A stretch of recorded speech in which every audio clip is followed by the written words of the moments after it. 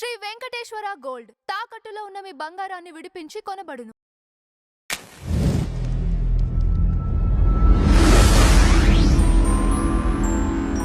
Sir నమస్తే sir. నమస్తే sir, recent గా వైసీపీ నేతల మాటలు చూస్తుంటే please please please Bhogapuram airport మేమే కట్టామని ఒప్పుకోరా ప్లీజ్ ప్లీజ్ అన్నట్లుగా మాట్లాడుతున్నట్లుగా ఏపీ ప్రజలు చర్చలు చేస్తున్నారు సార్. దీనిపైన మీ అభిప్రాయం చెప్తారు సార్. రాజకీయ విశ్లేషకుడుగా వైసీపీ అధికారం కోల్పోయినప్పటి నుంచి కూడా వాళ్ళు టేకప్ చేసినటువంటి ఏ ఒక్క ఉద్యమం కానివ్వండి, ఇష్యూ కానివ్వండి, ప్రభుత్వాన్ని చేసిన ప్రతి ప్రయత్నం గతంలో వీళ్ళు చేసినటువంటి తప్పుల మూలన, గతంలో వీళ్ళు మాట్లాడినటువంటి తప్పుడు మాటల మూలన అది వాళ్ళకి మైలేజ్ రావడం సంగతి దేవుడెరుగు.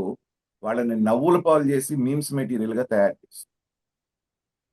భోగాపురం అనేటువంటి ఎయిర్పోర్ట్ ని నేను అక్కడ నిర్మిస్తానని చంద్రబాబు నాయుడు గారు 2014-15 టైంలో అన్నప్పుడు జగన్మోహన్ రెడ్డి గారు అక్కడ వాళ్ళని రెచ్చగొట్టి ఎర్ర బస్సు కూడా రానటువంటి దగ్గరికి ఎయిర్ బస్సు ఎందుకు అని చెప్పేసి నర్సమ్మ ఎవరో అన్నారని చెప్పేసి ఆయన మాట్లాడినటువంటి మాటలు ఇప్పుడు వైరల్ అవుతున్నాయి. వైజాగ్ ఎయిర్పోర్ట్ ఈగలు తోలుకుంటా ఉంటే మధ్యాహ్నం పూట మీరు ఇక్కడ కడతారా అని చెప్పేసి మాట్లాడినటువంటి మాటలు వైరల్ అవుతున్నాయి.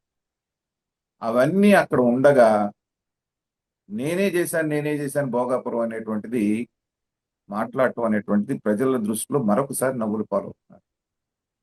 దీని బ్యాక్ ఎండ్ లో ఏం జరిగింది అనేటువంటిది, అతను ఎందుకు వద్దన్నాడు, మళ్ళీ ఎందుకు కావాలని చెప్పేసి 2023లో పునాది వేశాడనడానికి కూడా ఒక ఇది ఉంది. దాంట్లో కొంత ల్యాండ్ ఏదైతే ఉందో అది జగన్మోహన్ రెడ్డి గారు అడిగారని, దానికి జిఎంఆర్ వాళ్ళు ఇవ్వమన్నారని, కాబట్టి వాళ్ళని అక్కడ నానా రకాలైన ఇబ్బందులు పెట్టి వాళ్ళకు అనుకూలమైనటువంటి వీళ్ళకి అరవిందో వాళ్ళకి ఆ ల్యాండ్స్ ఇచ్చిన తర్వాత మాత్రమే భోగాపురం ఎయిర్పోర్ట్ అనేటువంటి దానికి శంకుస్థాపన చేయించాడు జగన్మోహన్ రెడ్డి గారని ఆఫ్ ద రికార్డ్ జనాలు చెప్పుకుంటున్నటువంటి మాట. 2019 ముందు నువ్వు ద్వేషించినటువంటి ప్రాజెక్ట్ మీద 2023కి వచ్చేటప్పటికి నీకు ఎందుకు అంత ప్రేమ వచ్చింది? భూములు కూడా వెనక్కి ఇప్పిస్తాన్నావు కదా. అలాంటి చోట ఆయన ఏది చేసినా కూడా ఎలక్షన్ దగ్గరికి రాగానే ఆ పని చేసి ఎలక్షన్ వచ్చింది కదా అని చెప్తారు. అలాగే 9 నెలల ముందు 2023లో దానికి ఫౌండేషన్ స్టోన్ వేశారు. మనం చూసాం మెగా డిఎస్సి కూడా ఎలా వేశారో చూసాం. మేలో ఎలక్షన్లు ఉంటే ఫిబ్రవరిలోనో జనవరిలోనో మార్చిలోనో ఆయన డిఎస్సి నోటిఫికేషన్ అన్నాడు. సో చేయకూడదు, చేసామనిపించుకోవాలి. ఇదొక చండాలమైనటువంటి వ్యవహారం.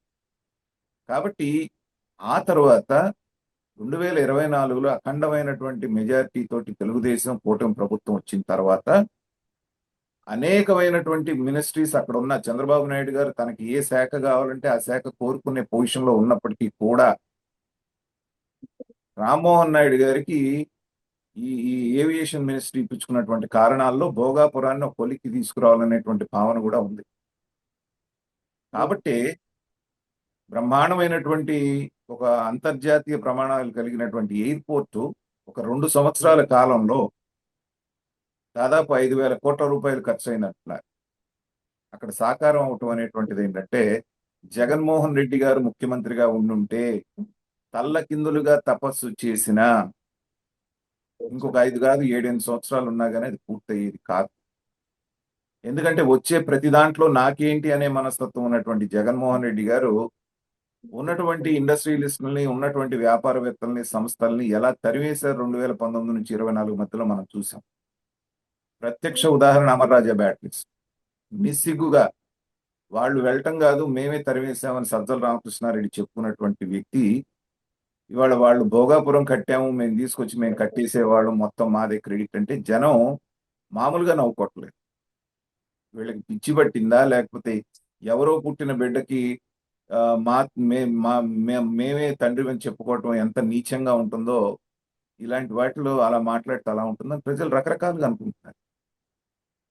కాబట్టి ఇప్పటికైనా సరే జగన్మోహన్ రెడ్డి గారి పార్టీ కొంచెమైనా విఘ్నతతో ఆలోచించి, అంటే వాళ్ళ ఉద్దేశం ఏంటంటే మధ్యలో మేము కొంత చేశాం కదా, భూసేకరణ మేము కొంచెం చేశాం కదా, కొన్ని పర్మిషన్స్ మేము ఉన్నప్పుడు వచ్చినాయి కదా, గడ్కరీ గారు వచ్చి మాట్లాడారు కదా, లేకపోతే అప్పుడు ఉన్నటువంటి జిఎంఆర్ అధినేత ఎవరైతే ఉన్నారో ఆయన జగన్మోహన్ రెడ్డి గారి మూలానే మేము ఇక్కడ ఉన్నాం, అంటారు. పునాది వేయడానికి వచ్చినప్పుడు అక్కడ ఉన్నటువంటి ముఖ్యమంత్రిని ఉద్దేశించి మాట్లాడక ఎవరి గురించి మాట్లాడతారు? గతంలో చంద్రబాబు నాయుడు ఉన్నప్పుడే వేశానని చెప్పేసి అంటే ఇతను అసలు రాణిస్తాడా? కాబట్టి వాటన్నిటిని ఆధారంగా చూపించి మేము మాకు అంటూ అంటే ఏంటంటే అది చాలా లేఖితనంగా ఉంది.